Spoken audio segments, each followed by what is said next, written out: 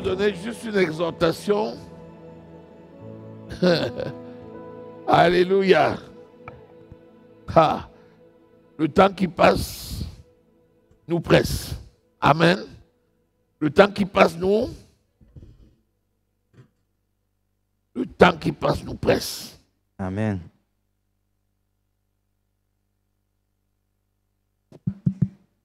Chaque jour, nous avons la grâce Each day we have the grace d'être interpellés par le Saint-Esprit to be recalled by the Holy Spirit sur notre préparation on our preparation pour le retour de Jésus. for the returning of Jesus Christ. C'est une véritable grâce. It's a grace Parce que la parole de Dieu nous dit because the Word of God tells us que ce jour-là that on this day viendra comme un voleur, you come like a thief, à l'heure où on n'attend pas.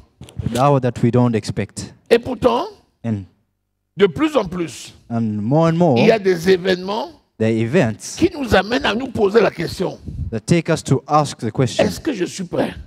that am I ready? Est-ce que je suis prêt? Am I ready? Qui est l'homme en qui il n'y a qu'un souffle? Qui est l'homme Who is man? en qui il n'y a qu'un souffle? Who just has a Dieu breath. forma l'homme de la poussière de la terre. God formed man from the dust of earth, Il souffla dans ses narines un souffle de vie. and he blew, Et l'homme devint une âme vivante. and man became a living De creature. la même façon, The same, ce souffle peut être retiré en un instant. this breath can be taken in an instant. J'ai dit ce souffle peut être retiré I mean, en un instant. this breath can be taken in an instant. À partir de là, From there, celui qui est prêt, the one who's ready c'est celui qui est heureux. is the one who's happy. Celui qui est prêt, The one who's c'est celui qui est heureux. is the one who's happy. Et la préparation est individuelle. And the preparation is individual. Matthieu 24. Matthew 24. Je te rappelle que le chapitre 24 de Matthieu, I'm reminding you that chapter 24 of Matthew c'est le fameux chapitre qui nous parle is the famous des événements de la fin. chapter that talks about the events of the end Quand of Jésus time. va venir enlever son église When Jesus Christ is going to come to take his church, et que la grande tribulation va commencer. and when the great tribulation is going to start. Dans Matthieu 24, In Matthew on te 24, décrit ce qui va se passer. we explain to you what's going to happen. Ça va être terrible, It's going to be terrible de telle sorte to the extent que that les gens vont chercher la mort, people are going to look for death, mais la mort va les fuir. but death is going to be nowhere to be Elle dit que found. c'est tellement grave que quelqu'un dit, oh mort, Terrible. viens. That people are going to La look mort for dit, non, death, je ne viens pas. and death will nowhere to be found. Et c'est de ce texte-là qu'on va tirer une leçon juste pour notre vie. And from this text, we're going to take a lesson for us. Matthieu 24, verset Matthew 24 à 24. 28. Veillez donc, puisque vous ne savez pas quel jour votre Seigneur viendra. Sachez-le bien, si le maître de la maison savait à quelle veille de la nuit le voleur doit venir, il veillerait et ne laisserait pas percer sa maison. C'est pourquoi vous aussi tenez-vous prêts, car le Fils de l'homme viendra à l'heure où vous n'y penserez pas. Quel est donc le serviteur fidèle et prudent que son maître a établi sur ses gens pour leur donner la nourriture au temps convenable? Heureux ce serviteur que son maître à son arrivée trouvera faisant ainsi. Voilà. Nous avons tout dans ce texte. Alléluia. Amen. Il dit, quel est donc ce serviteur que le maître a établi sur son peuple pour donner de la nourriture à ses enfants? Après, il dit, heureux ce serviteur lorsque le maître le trouvera en train de faire ainsi. Quel est donc ce serviteur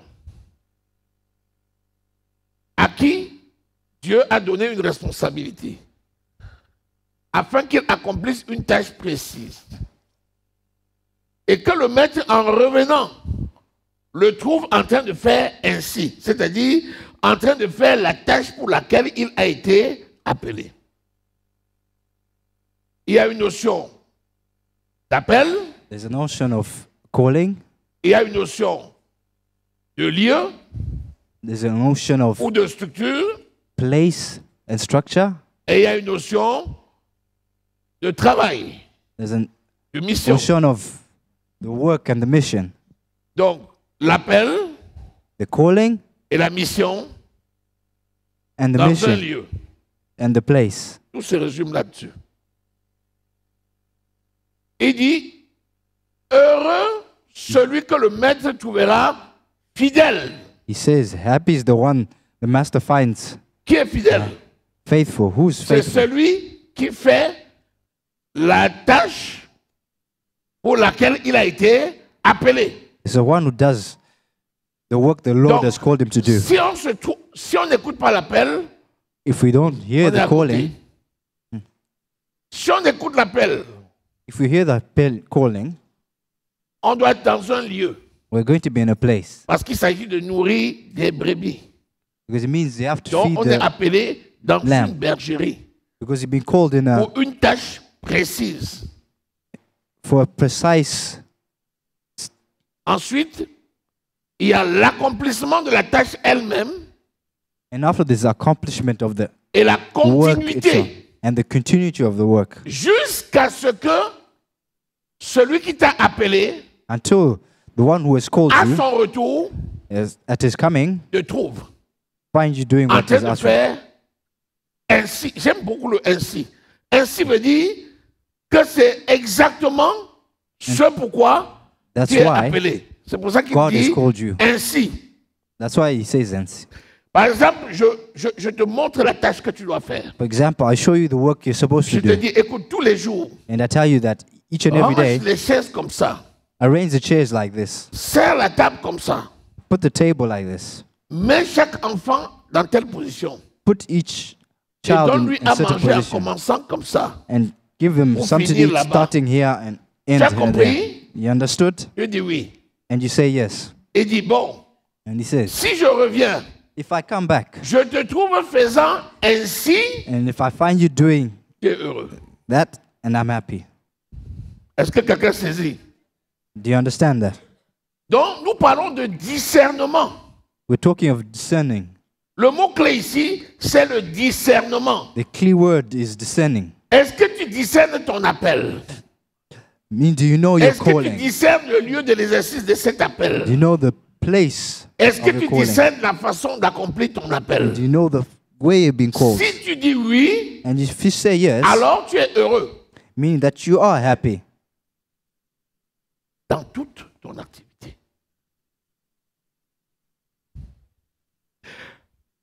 Heureux celui que le maître à son retour. Il Happy is s'agit the de quel one retour? who his master finds him at his return. Il s'agit de quel retour? What return are we talking of? C'est tout? Il s'agit encore de quel retour? We're talking of what return? Qu'est-ce qui peut venir avant la mort? Ah, mon ami, c'est l'enlèvement dont on parle. We're talking of Mais the rapture. ça peut être abrégé par la mort. Ça veut dire qu'à un moment, Meaning ça at some s'arrête point pour in toi, time, tac. It could just end. Or, ça, si quelqu'un te dit qu'il connaît, If someone tells you that he knows, bon, il est peut-être trop fort. Peut-être meaning that he's very, qu'il dort avec son ami Dieu chaque jour, il cause. Là, because Dieu he lui a knows dit. God. Parce que je ne peux pas dire que c'est jamais. Yeah. Because Dieu I'll peut never dire à say it's quelqu'un. never. C'est ça, dans Amos, il dit qu'il ne fait pas quelque chose sans prévenir. Perfect. Donc, je ne peux pas dire que Dieu ne parle pas avec toi pour te dire le jour de ta mort. Mais en général, And women in general, we don't know our personne day ne of connaît death. ni le jour, ni l'heure. Ça veut dire No one quoi? knows the La day seule or hour. chose à faire, c'est de veiller The only thing Veiller. that we need to do is et mettre en be pratique attentive chaque jour. and put into practice Chaque each jour. day. Chaque jour. Each day. Chaque jour. Alléluia. Amen. Est-ce que tu es là avec moi? Amen. Quand je vois tous les événements qui se passent, When we see each and every event that happens, c'est ce genre de raisonnement qui doit nous animer. Hein. it's that kind of reasoning te that dis, should On dit il est en You parfaite ignite the santé. flame. Ah, il est en forme. Il est en forme. Ah, he's Je in l'ai vu, form. il est en forme. I saw him. He was Tout in de suite, perfect form. Tu te projettes sur des années. Qui t'a dit que la forme peut empêcher que ce jour-là soit abrégé? Who says your form On can ne sait pas. stop the future from happening? We do not know. Est-ce que tu es avec moi? Are you with me today? Bon, maintenant, ce qui est bien, c'est qu'on a dit que celui-là est heureux. You know what? Et le mot heureux, c'est ça qui retient mon attention aujourd'hui. Parce qu'on peut dire que quelqu'un peut être triste à le faire. Non, non, non, non, non, non. Quand on discerne son appel et quand on accomplit son appel, on est heureux. Parce que c'est pas n'importe qui discerne son appel. Quand tu l'as discerné, tu connais le lieu où tu dois l'accomplir et tu le fais comme le Seigneur a donné. Tu as une seule chose qui est dans ton cœur, tu as un cœur dans la joie. Parce que tu sais que tu es en adéquation avec ton maître. C'est ça, c'est pour ça qu'il dit heureux. Ce n'est pas en gémissant. Si tu discernes, tu exerces et tu gémis, il y a quelque chose. Soit les conditions de l'exercice, il y a des gens qui sont là chaque jour pour te faire gémir. Soit tu as fait un mauvais discernement. Parce que tu ne peux pas discerner ce que Dieu t'a réellement donné, gémir. Peut-être que tu t'es attribué un titre. Dans ce cas, tu vas bien gémir. À ça, je vais te dire que tu vas sentir le poids. Mais si c'est le maître qui t'a donné, ah non, tu seras heureux. Tu seras trop fier de le faire. Ici, est-ce qu'il y a quelqu'un qui connaît déjà qui a discerné son appel? Does anyone here who knows their calling? Qui n'a pas encore discerné son appel? Who has not S'il y a quelqu'un qui n'a vraiment pas discerné, found qui their lève la calling? main. Raise your hand if you haven't yet. Levez bien haut. Raise your hands high up. Bien.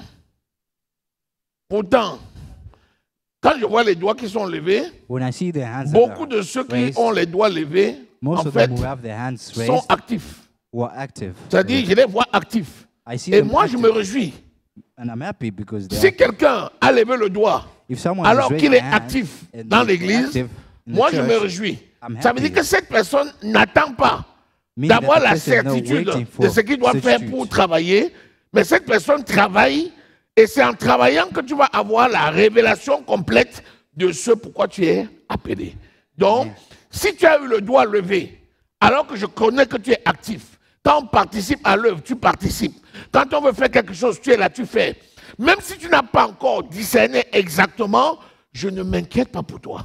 Parce que je sais que le Seigneur est au courant, il voit ton engagement, tu ne peux qu'avoir la révélation. Je n'ai même pas besoin d'insister, tu vas savoir exactement pourquoi tu es appelé. Amen. Maintenant, si quelqu'un ne sait pas If someone doesn't know et their il calling, croise les bras, and he crosses their hands, je peux t'affirmer que tu risques de ne jamais savoir. Parce que quand tu croises les bras, comment veux-tu avoir la révélation? C'est quand on met la main que l'on discerne. Tu vois que tu es à l'aise dans un domaine et tu vois qu'on te confie des choses dans ce domaine-là. Toi-même, tu sens que chaque fois que c'est ce domaine-là, tu as des idées qui viennent. Le Saint-Esprit t'enseigne sur comment il faut faire. Tu dis non, c'est ça. Telle chose-là, je me débrouille, mais ça, c'est pour moi. Amen. Alléluia. Amen.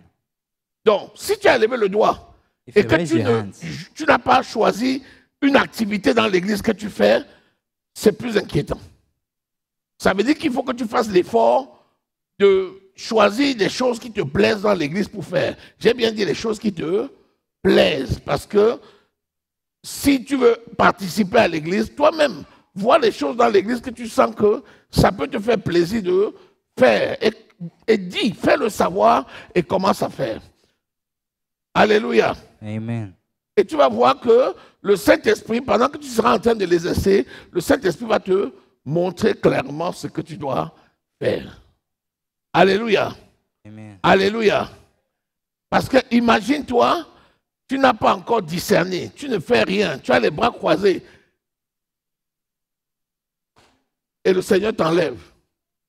Toi-même, le jour-là, tu vas lui dire quoi? Toi-même, tu sens déjà que c'est grave, non? Ah. Le jour-là, quand tu vas le voir seulement se présenter devant toi comme ça, tu vas commencer à pleurer. Il dit, mais pourquoi tu pleures? Tu dis, je sais que je n'ai pas fait le travail. Il dit, toi-même, tu as dit.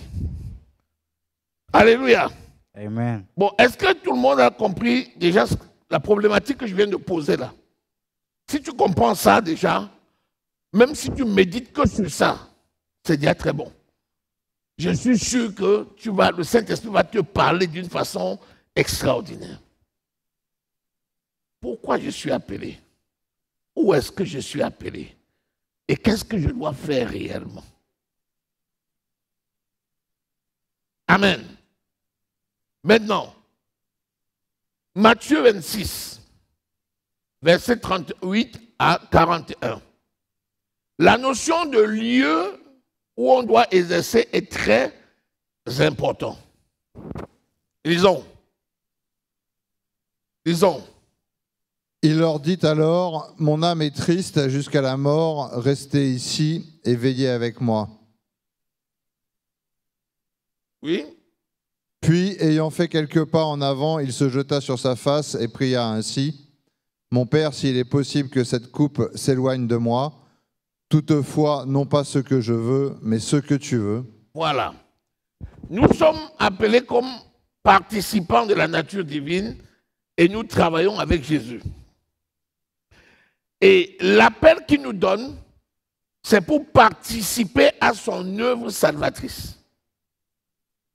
Et là, dans le jardin de Gethsémani, qui était une vallée, Jésus va faire la prière la plus difficile qu'il n'avait jamais fait.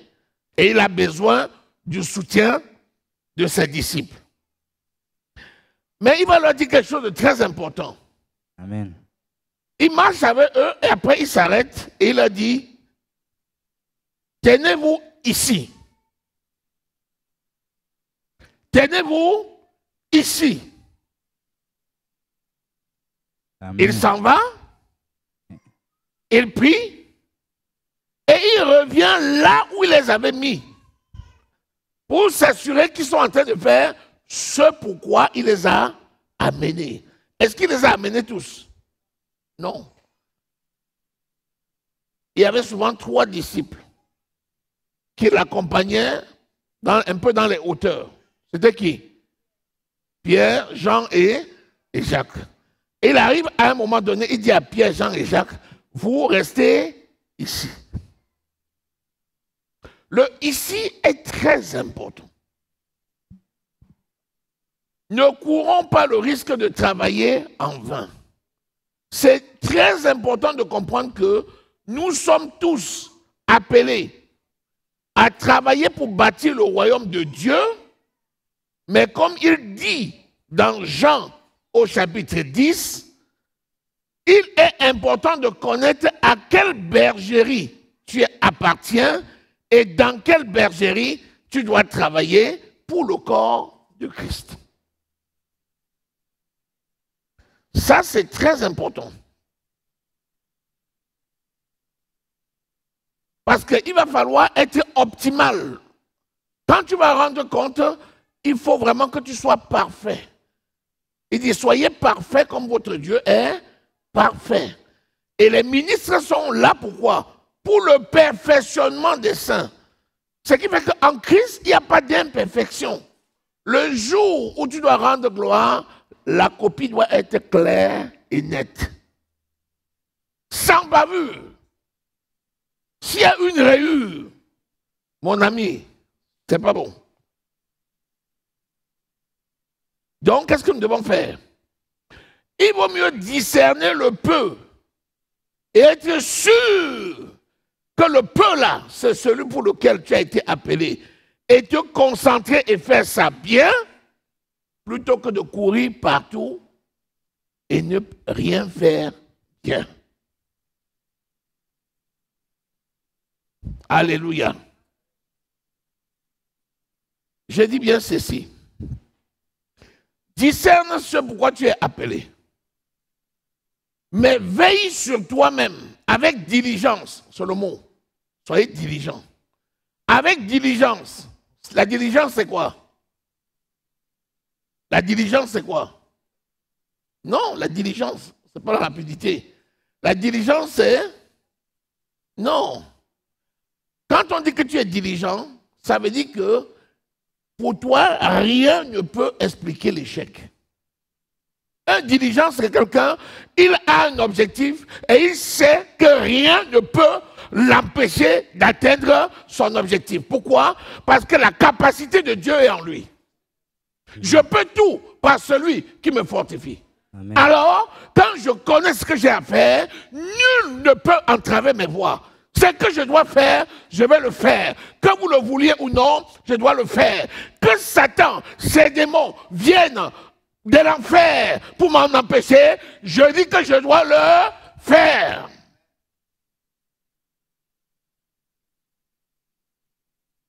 C'est ça la diligence. Amen. Vous voyez un peu dans les films western. Vous voyez la diligence. Ce sont les voitures ou bien les trains qui passent dans un village. C'est tout en ferraille avec des chevaux. C'est tellement costaud. Quels que soient les chiens qui peuvent aboyer, tu ne peux pas arrêter cette diligence-là. Vous voyez? C'est pour ça qu'on l'a appelé la diligence. C'est-à-dire que je sais et je sais que ce que Dieu m'a donné, quelqu'un ne peut pas prendre.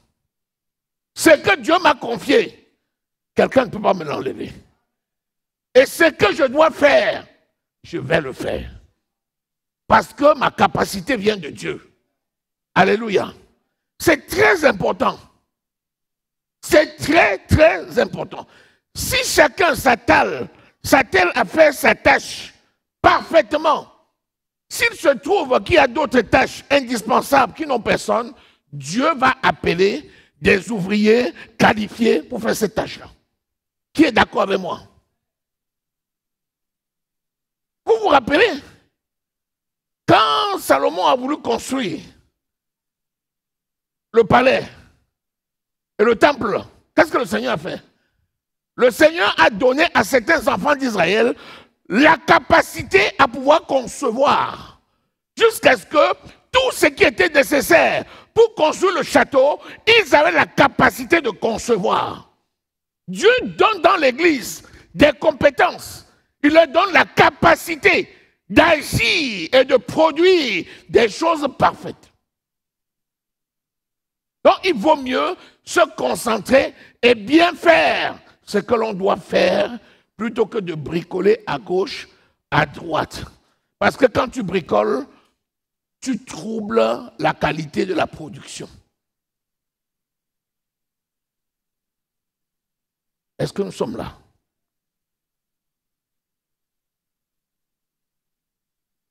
Dis-moi, qui mieux que toi pour savoir ce que tu dois faire? Dis-moi la vérité. Est-ce que quelqu'un connaît mieux que toi ce que tu dois faire?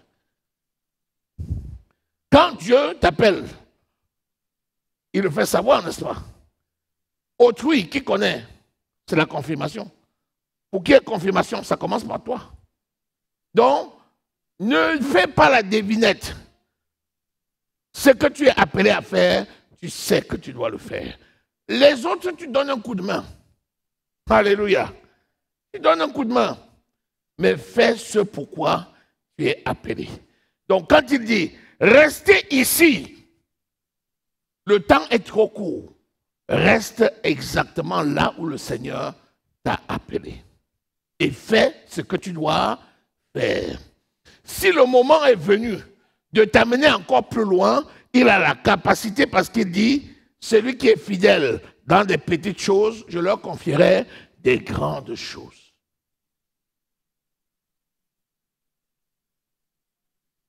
Vous savez qu'il y a des appels qui sont propres à une assemblée et il y a des appels qui sont propres aux nations. Mais on connaît. Tu as déjà vu quelqu'un qui est appelé pour les nations sans sortir d'une assemblée? Non. C'est souvent d'une assemblée que Dieu l'envoie vers les nations.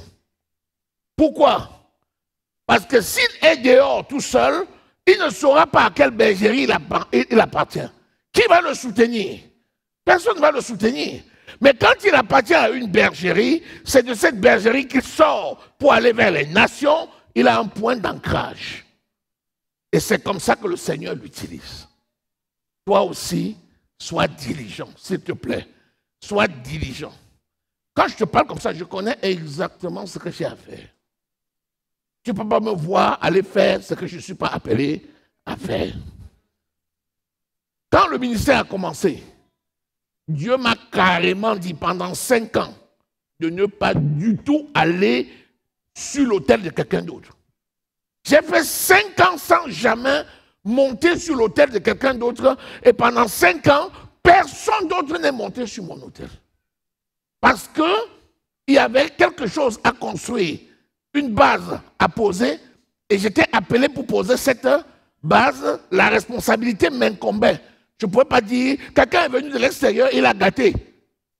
Comment tu t'es débrouillé pour que quelqu'un vienne de l'extérieur pour gâter? Si tu discernes réellement, tu vas faire ce pourquoi. Et quand le moment va venir, toi-même tu vas voir l'ouverture et le Seigneur va te dire maintenant, lève-toi, va ici, va là-bas. Et là, c'est clair. Est-ce que je parle à quelqu'un? Aujourd'hui, je cause, hein, c'est une causerie. Je cause avec toi. Je cause avec toi. Imagine-toi, quand quelqu'un sort le matin de la maison et il sait exactement ce qu'il a à faire, qu'est-ce qu'il fait? Il a déjà une séquence. Il sort, il va ici, il fait ce qu'il a à faire, puis il va là-bas. Prends la personne qui se lève le matin et dit, qu'est-ce que je fais aujourd'hui? Je pouvais comment? Bon, je sors, je vais tuer le temps.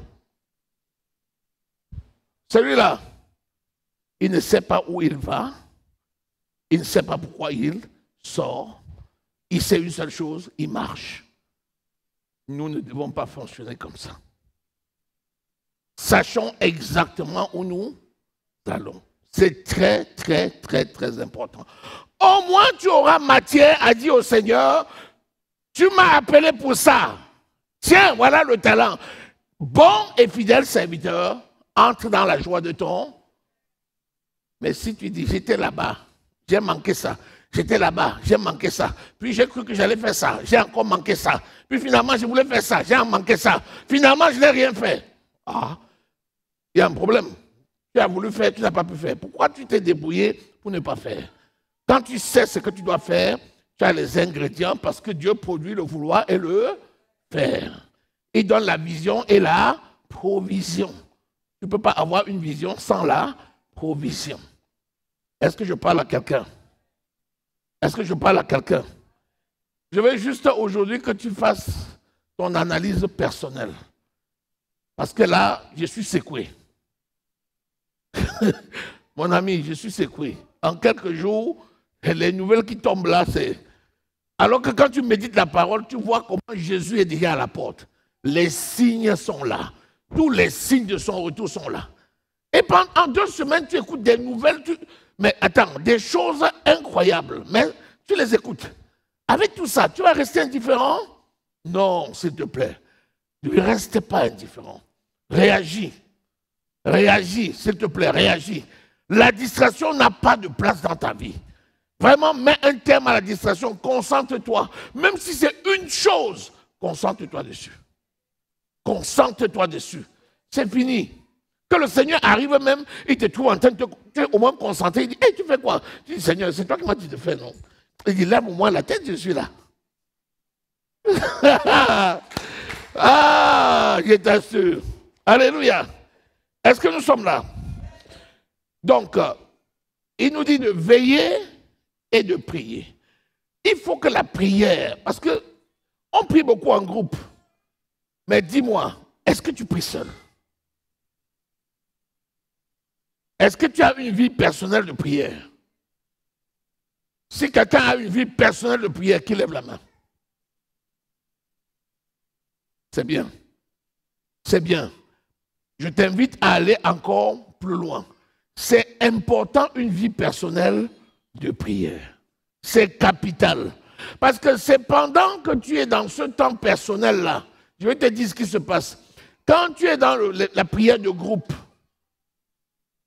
tu es un peu dépendant des autres. Et tu attends ce que le Seigneur va donner aussi par les autres. Alors que quand tu es seul en face de ton Dieu, tu as au moins le temps de l'écouter. Et quand tu poses une question, la réponse va venir.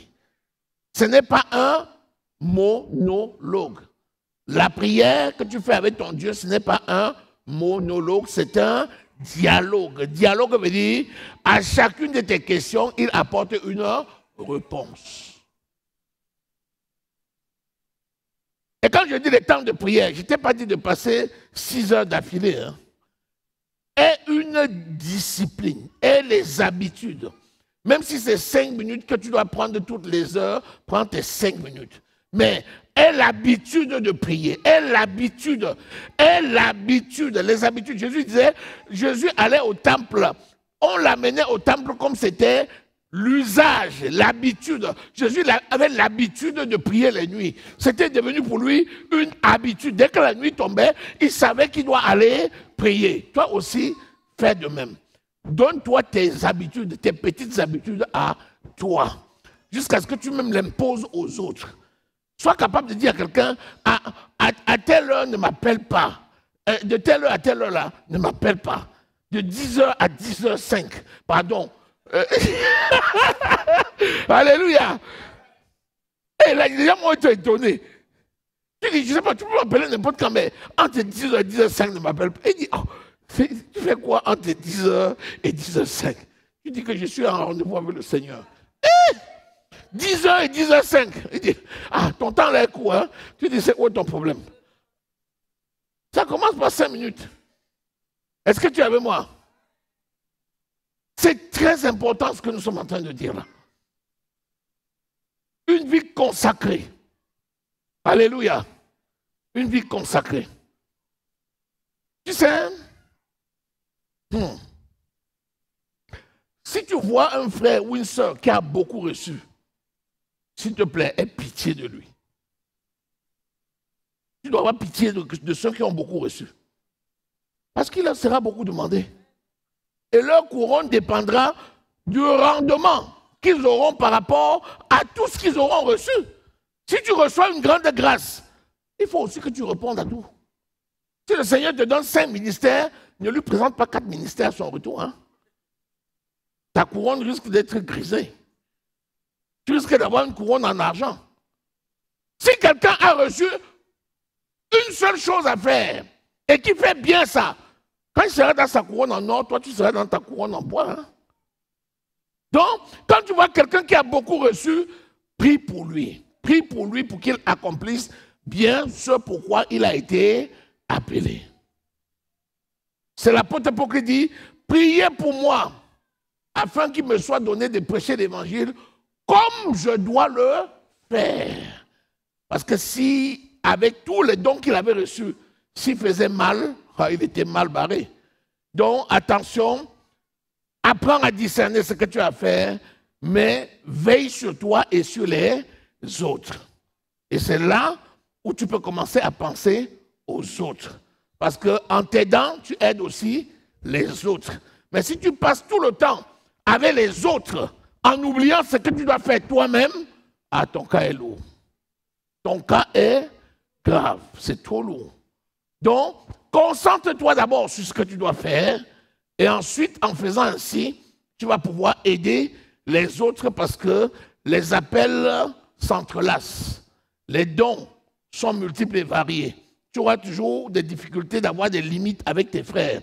Il y a des choses que vous ferez toujours en commun parce que vous êtes appelés. Il n'y a pas de frontières. Les frontières ne sont pas coupées. Ce n'est pas des frontières droites coupées comme ça. Non. Vous avez toujours des dons en commun. Il y a des choses que vous ferez toujours en commun qui permettront aux uns d'aider les autres.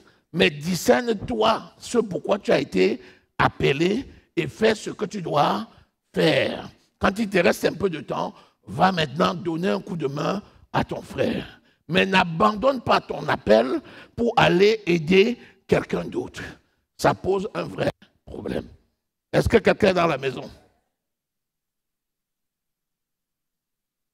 Moi, je rêve du guitariste tout le temps. Je rêve du guitariste tout le temps. Parce que je le vois bien seul. Je le vois bien seul. Il est seul avec sa guitare, alors que normalement, il devait avoir au moins 3 guitares, non? C'est ça, non? Normalement, il y a 3 guitares. Quand je regarde l'église du Burundi, Parce que là-bas, mais mon ami, Dieu les a bénis, hein, et ils ont les musiciens. Quand tu vois l'église du Burundi, mais il y a au moins trois guitaristes. Hein. Quand vous les voyez là, ils sont heureux. Ils dansent, ils sautillent, ils sont fiers. Alors je vois mon ami, il est toujours seul. J'ai dit, mais jusqu'à quand quelqu'un va s'élever dans l'assistance et va venir prendre une guitare d'accompagnement ou bien le piano? Bientôt, gloire à Dieu. C'est la prophétie. Acclame Jésus, acclame Jésus.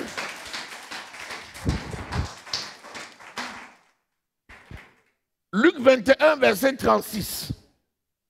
Luc 21, verset 36.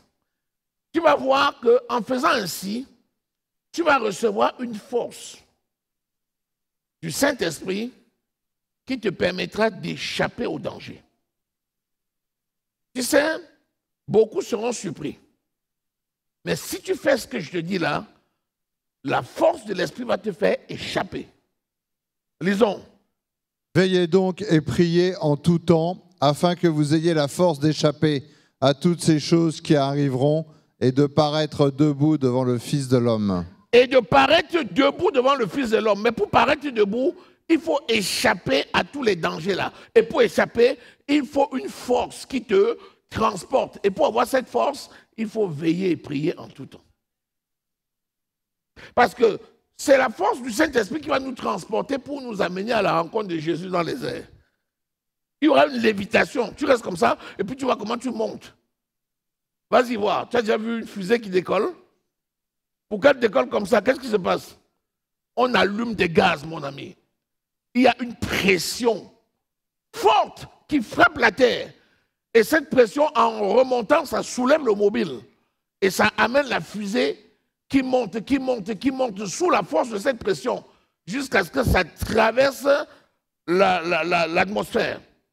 Voilà ce qui se passe avant de flotter. Nous, c'est le Saint-Esprit. C'est le Saint-Esprit qui va te transporter. Mais pour qu'il te transporte, il faut que tu veilles et que tu pries sans cesse. Comme ça, lui, le jour-là, quand Jésus va se pointer, il va t'attraper. Il va te transporter pour t'amener comme un cadeau à Jésus. Donc, il faut faire attention. Sinon, tu ne peux pas échapper au mal. Parce que pendant qu'on te transporte, il y a une force qui te retient. Il y a la force du démon qui te retient. Pendant que tu veux t'échapper, il y a une force qui attrape tes pieds. Ah non, tu ne pars pas, tu ne pars pas, tu ne me lâches pas. On a souvent été ensemble, non?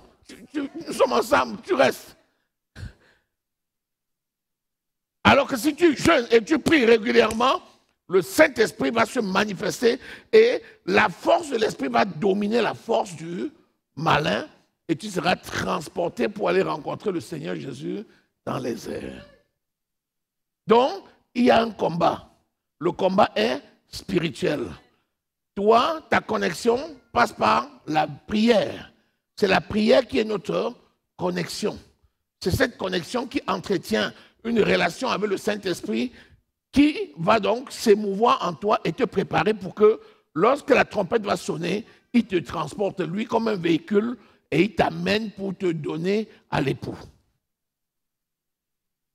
Alléluia. Mais imagine-toi, tu ne jeûnes pas, tu ne veilles pas, tu ne pries pas. Comment tu vas même être au courant? Qui va renseigner l'église le jour où Jésus va venir? Qui renseigne? Qui dit que le maître est là? C'est le Saint-Esprit.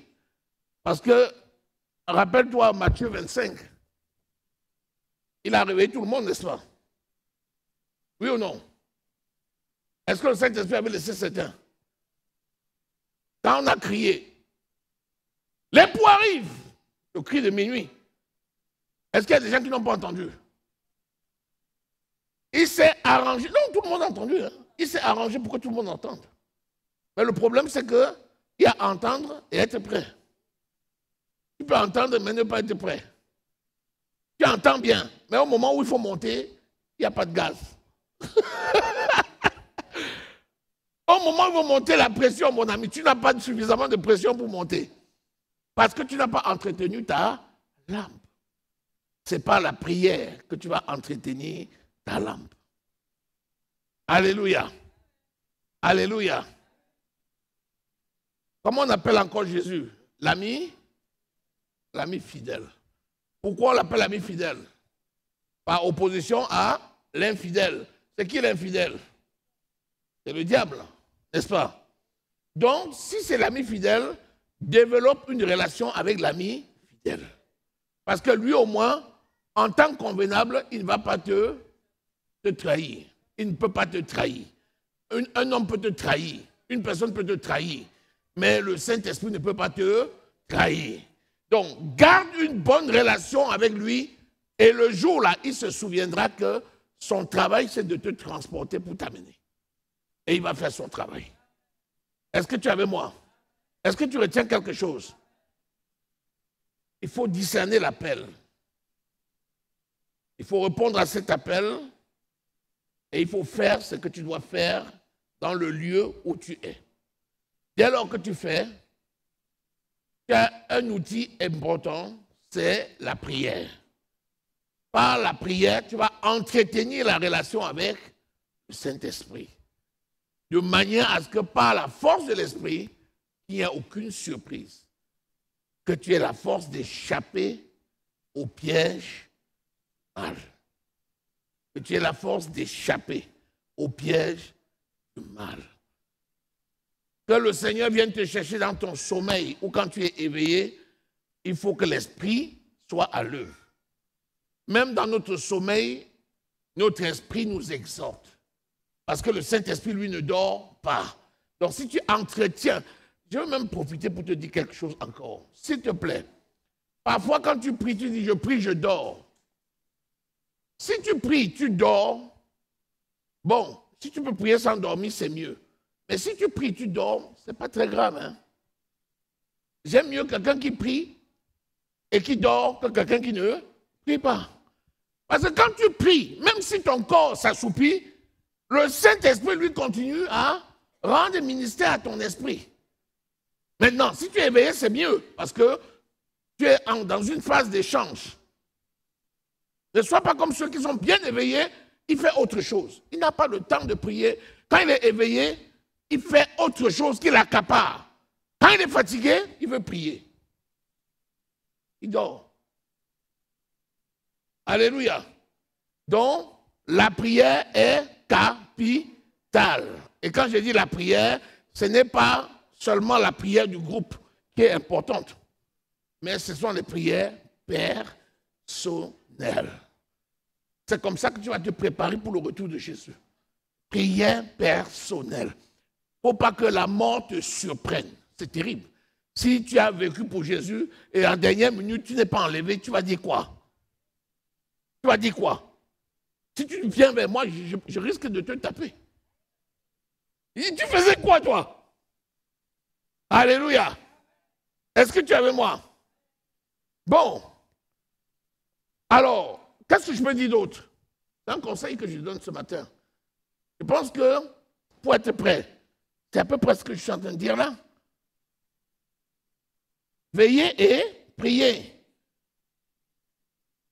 C'est quoi? En tout temps? Lorsque tu pries en tout temps, quel est l'outil qui te permet de bien prier? Parole. Merci. La parole. Si tu ne médites pas la parole, tu ne vas pas être efficace dans la prière. Parce que la prière étant la communion entre deux esprits, elle se nourrit de la parole. C'est la révélation que l'Esprit te donne de la parole qui t'aide dans la prière.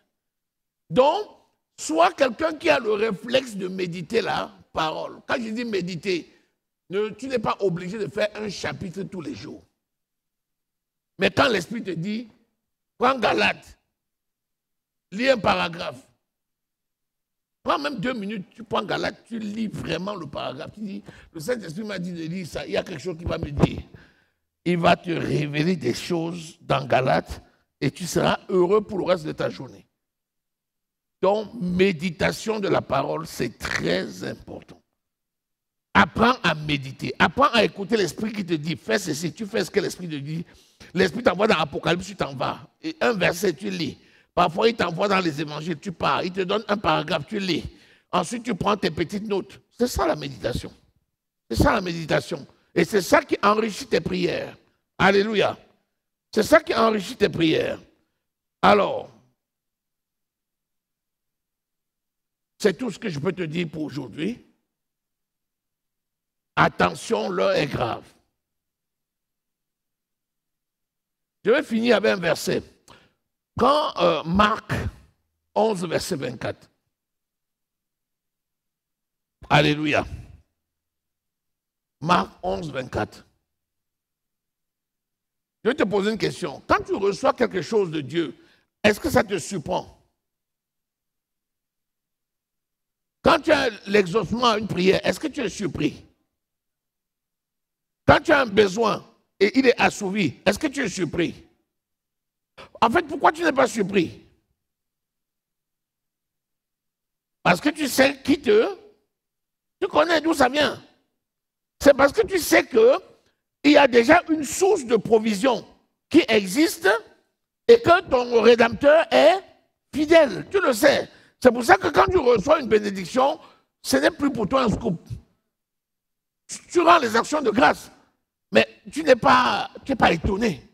Bon, bien sûr, j'aimerais que le Seigneur t'étonne de temps en temps. En faisant certaines choses, tu dis waouh. Parfois, il nous étonne. Mais la plupart du temps, on n'est pas étonné. Hein? Il nous exauce bien au-delà de nos pensées. Lis ça maintenant. C'est pourquoi je vous dis, tout ce que vous demanderez en priant, croyez que vous l'avez reçu et vous le verrez s'accomplir. Bon, vous avez vu les temps des verbes. Qui parle là? C'est Jésus. Bon, Jésus. C'est pourquoi je vous le dis, tout ce que vous demanderez en priant, croyez que vous l'aurez. C'est ce qui est écrit. Croyez que vous l'aurez. Non. Cela aurait été cohérent, non? Tout ce que vous demanderez, croyez que vous l'aurez et vous le verrez s'accomplir. Ça rime, non? En français, c'est ça qui est mieux, non? Mais comment il peut dire, croyez que vous l'avez déjà reçu? Mais tu l'as reçu où? Dans les lieux célestes. Dans le règne du spirituel. Notez ça. Ça veut dire quoi? Si tu l'as déjà reçu, ça veut dire que ce que tu demandes, en réalité, tu l'as déjà reçu. Dans le règne du spirituel. Qui l'a rendu disponible? C'est le Saint-Esprit.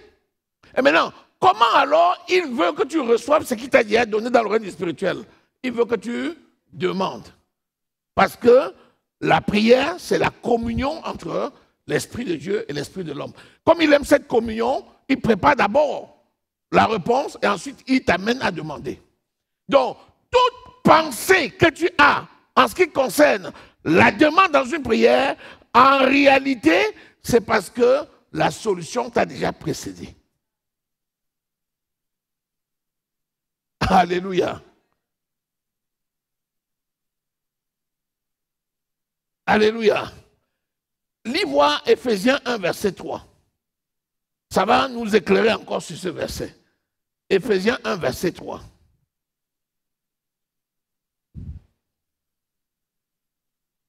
Qu'est-ce qu'il dit? Béni soit Dieu, le Père de notre Seigneur Jésus-Christ, qui nous a bénis de toutes sortes de bénédictions spirituelles dans les lieux célestes en Christ. Est-ce que c'est écrit qu'il va nous bénir? Béni soit Dieu, le Père de notre Seigneur Jésus-Christ, qui va nous bénir. Qui va nous bénir de toutes les bénédictions. C'est ça qui est écrit? Maintenant, nous bénissons quelqu'un qui nous a déjà bénis de toutes les bénédictions spirituelles dans les lieux célestes. Pourquoi? Parce qu'il nous connaît avant que nous soyons formés dans le sein de notre mère. Il connaissait l'homme esprit avant de connaître l'homme corps. il connaît tes besoins avant même que tu ne demandes. C'est pour ça qu'il dit, quand vous priez, ne multipliez pas les paroles comme les païens qui croient que c'est à force de paroles. Car notre Père connaît vos besoins avant même que vous ne demandiez. Comment? Dans le règne du spirituel, il sait déjà ce qui est nécessaire.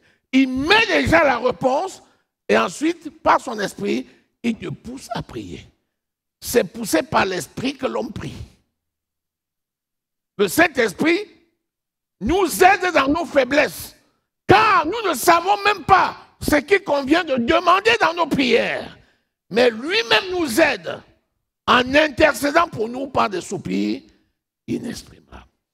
Quand le Saint-Esprit te dit, prie pour ça, il avait déjà préparé la réponse. Est-ce que ça aide quelqu'un ce matin?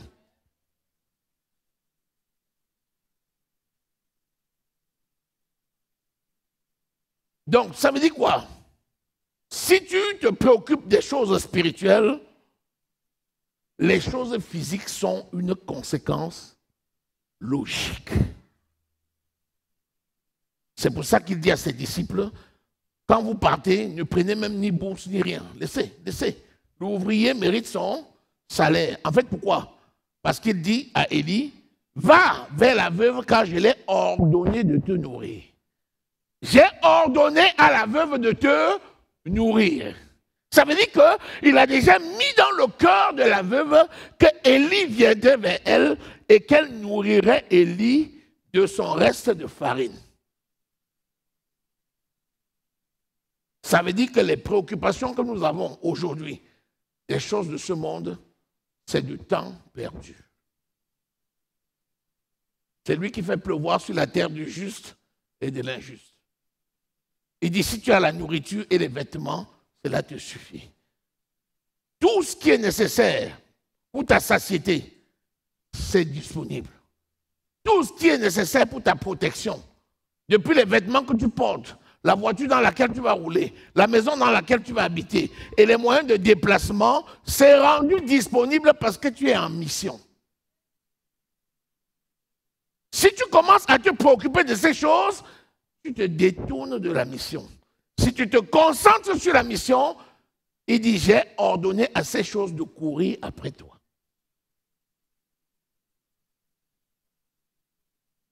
Alléluia. Béni soit le Seigneur. Est-ce que tu reçois quelque chose ce matin? Donc, on va intituler, donc, heureux celui que le maître trouve. Heureux celui que le maître trouve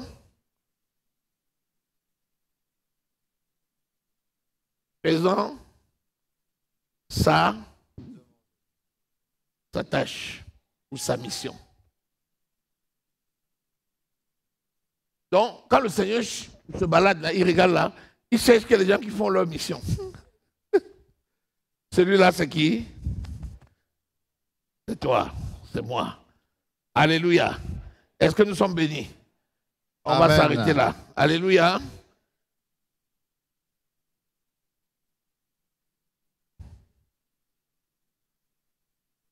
Amen. Vous voyez qu'on n'a même pas parlé de la richesse. On n'a pas parlé de la richesse. Pourtant, en fait, on a parlé. Béni Dieu, le Père de notre Seigneur Jésus, qui nous a bénis de toutes les. Dans le tout, il y a quoi? Il y a tout. Il y a vraiment tout. Il y a vraiment tout. Je suis convaincu qu'une église qui sert Dieu en vérité ne peut jamais manquer sa nourriture, ne peut jamais manquer les moyens de faire face à ses besoins. Je suis sûr. Parce que qui dit église dit un corps. Qui dit un corps dit l'ensemble des membres. S'ils ont un seul cœur, celui de Christ, ils mettront en commun tout. Et tout ce qui est nécessaire pour le bien de l'église ne manquera jamais. C'est à ça que normalement nous sommes appelés. Mais comme les gens se préoccupent du quotidien, souvent, malheureusement, on laisse le spirituel et après, on se plaint. Mais toi, fais l'œuvre de l'évangéliste, fais l'œuvre du missionnaire. Nous sommes tous des missionnaires. Accomplis bien ton œuvre ou bien ta tâche. Et le Seigneur sera avec toi tous les jours de la vie. Amen. Amen. Acclamons le Seigneur.